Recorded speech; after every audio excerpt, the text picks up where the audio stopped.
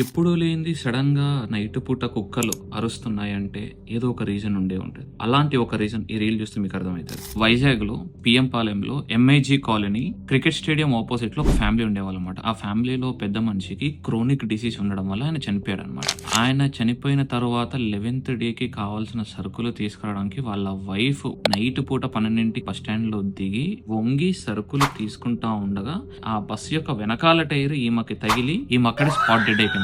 Then కొన్ని రోజుల తర్వాత వీళ్ళు అదే బస్ స్టాండ్ దగ్గరికి వెళ్తే వీళ్ళకి కొంచెం ఈరీ ఫీలింగ్ అనిపించింది, కానీ పెద్దగా పట్టించుకోలేదు. దెన్ వీళ్ళకి ఇంటి దగ్గర నుంచి ఒక 50 మీటర్ల దూరంలోనే వీళ్ళ బస్ స్టాండ్ ఉందన్నమాట.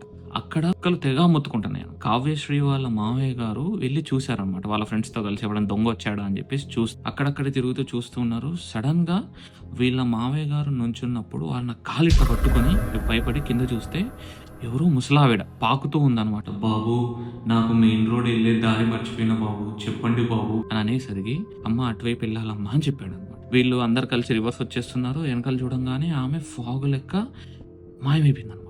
దెన్ వీళ్ళు ఇంటికి వచ్చేసారు. ఇంటికి వచ్చేసాక ఎవరైతే కాలు పట్టుకుందో ఆయన వాళ్ళ వైఫ్ గారికి వాళ్ళ వైఫ్ స్ట్రేంజ్గా బిహేవ్ చేయడం మొదలుపెట్టి, ఎవరైతే కాలు పట్టుకుందో ఆయన వాళ్ళ వైఫ్ స్ట్రేంజ్గా బిహేవ్ చేయడం మొదలుపెట్టిన. ఇదేందబ్బా స్ట్రేంజ్గా బిహేవ్ చేస్తుంది, లైక్ ఏం మాట్లాడట్లేదు, నైట్ పూట 12కి లెగుస్తుంది, డాక్టర్ దగ్గర చూపిస్తే స్ట్రెస్ లెవెల్స్ ఎక్కువైనాయి అని చెప్పి వీళ్ళ ఇంట్లో ఉన్న మా అమ్మగారు చూసి ఈమె చెవుని గిల్లి చిటికనేల్ని ప్రెస్ చేయగానే ఈమె ఎవరు నువ్వు అని అంటే ఒక వియర్డ్ స్మైల్ ఇచ్చి నేను గుర్తున్నానా మీ ఇంటి పక్కన ఉండేదాన్ని అని చెప్పింది అనమాట. షాక్ అయిపోయి నువ్వు ఎవరైతే ఏముంది వెళ్ళిపోననగానే ఆమె వాళ్ళ వైఫ్ ఎవరైతే కాలు పట్టుకుందో వాళ్ళ వైఫ్, నేను ఎలా వెళ్ళాను, నా కాళ్ళు విరిగిపోయాయి కదా, నా మెయిన్ రోడ్ ఎక్కడో నాకు దారి తెలియదు అని అనగానే వీళ్ళు ఏం చేశారు, వీళ్ళ వైఫ్ ని బండి మీద ఎక్కించుకొని ఆ బస్ స్టాండ్ దగ్గర తీసుకెళ్ళంగానే ఇక్కడే ఆపండి అని అక్కడ ఆపేసి ఈమెకి పసుపు నీళ్ళు ఇచ్చారన్నమాట. పసుపు నీళ్ళు ఇయ్యంగానే అక్కడే కూలబడిపోయింది, ఇన్ ద సెన్స్ స్ప్రో పడిపోయింది అనమాట.